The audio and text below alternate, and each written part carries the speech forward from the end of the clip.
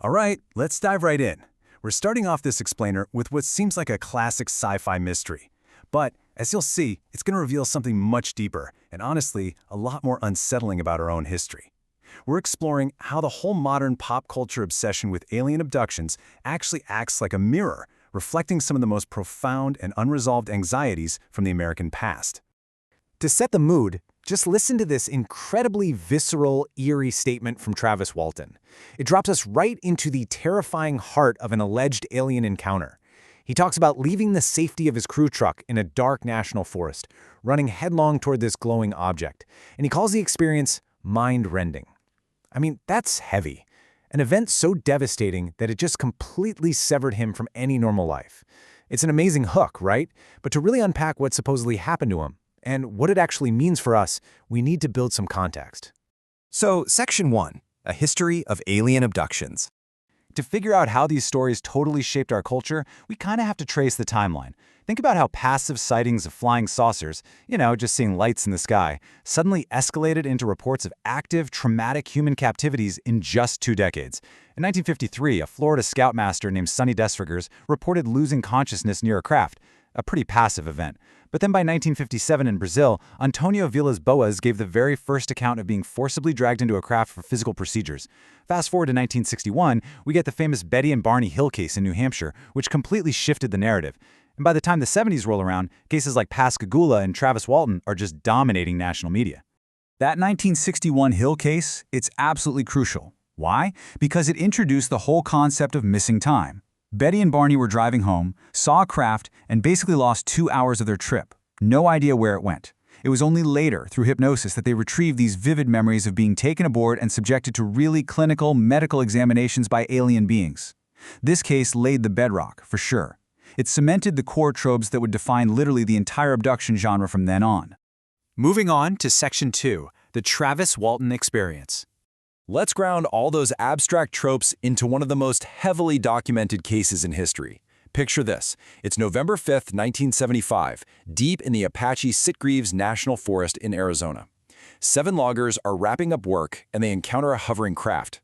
Travis Walton leaves the safety of the truck to get a closer look, gets blasted by some mysterious energy, and just vanishes. For 5 days, there's this massive manhunt.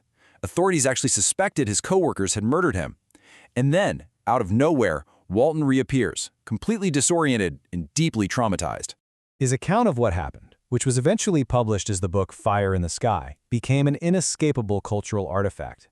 It completely locked in the visual and emotional vocabulary of what it means to be an unwilling captive of an alien race. But here's the wild part.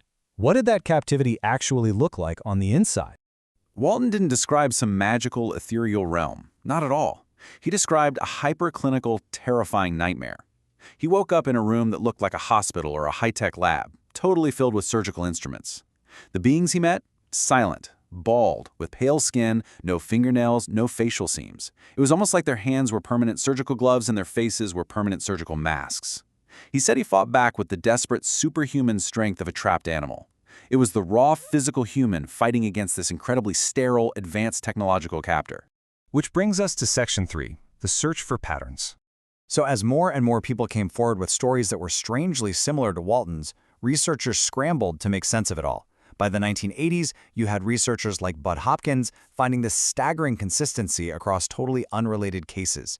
It proved these weren't just random, isolated events, they followed a really strict methodical pattern.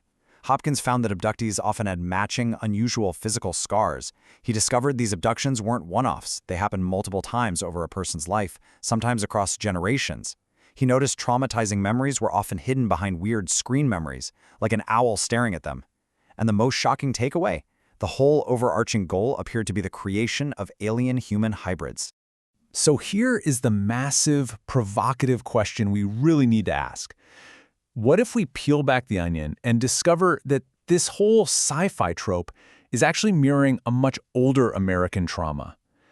What if these clinical invasions aren't just about beings from outer space, but about our own haunted past? Let's look at Section 4, the resonance of captivity.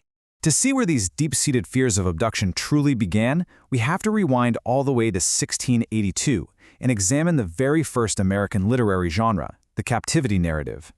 Starting with Mary Rowlandson, stories of white settlers kidnapped by Native Americans laid the absolute bedrock for our cultural anxieties about invasion and containment. Her narrative, which was hugely popular, was all about being abducted into an unknown, terrifying wilderness. It established this powerful, recurring theme, the primal fear of a socially vulnerable individual being overpowered by an alien other. It set up this dynamic of freedom versus containment that honestly never really went away. Okay, this comparison is literally mind-expanding. Think about it. In the modern UFO narrative, we've got clinical aliens committing biological theft and erasing time. Historically, during the Native American boarding school era, we saw the state acting as this sanitized, supposedly benevolent authority, committing massive cultural theft and physically containing indigenous people. The clinical, high-tech alien in modern lore, it perfectly mirrors the sanitized authority of the state, removing native peoples. The fear of being processed in the sterile alien laboratory echoes the very real-world processing of native individuals through cold, bureaucratic institutions. And the connections blur in the most uncanny ways imaginable. Late in her life, in a stunning twist, the famous 1961 abductee Betty Hill confessed to a reporter that she was just tired of UFOs. Get this, she stated she'd rather be known for her Pilgrim ancestors' Native American captivity than her own UFO trauma. I mean, wow, the founding mother of the alien abduction narrative literally pivoted right back to the founding American captivity narrative. All right, our final section, Echoes of Colonization. As we dig even deeper, we see that the alien story actually flips historical colonization entirely on its head. Just look at this military report from 1892 by Captain John G. Burke. He explicitly advocates for abducting Native youth into boarding schools to convert them using these so-called wonders of modernity. He wrote that to defeat the magic of the medicine men, they had to expose Native youths to electricity and chemistry. They literally viewed these children as wards who needed to be held captive until they surrendered to the technological superiority of their captors. Sounds familiar, doesn't it? We really have to acknowledge that the historical abduction of Native children into strict clinical boarding schools was a very real, extensively documented trauma of containment. It was a calculated policy of removal, conversion, and return, all wrapped up in this guise of paternal civic benevolence, sanitation, and progress. It was, for all intents and purposes, an abduction narrative executed by the state. And people today absolutely recognize this parallel. There's this brilliant viral YouTube rap by a teenage Inupiat girl that hits the nail right on the head. In her song, she dreams of being taken by a spaceship far away from the Bureau of Indian Affairs. She humorously neutralizes the whole fear of space aliens by declaring she isn't scared of them because she survived boarding school. For her, the white fear of an alien abduction is just nothing compared to the very real historical abductions her people actually endured.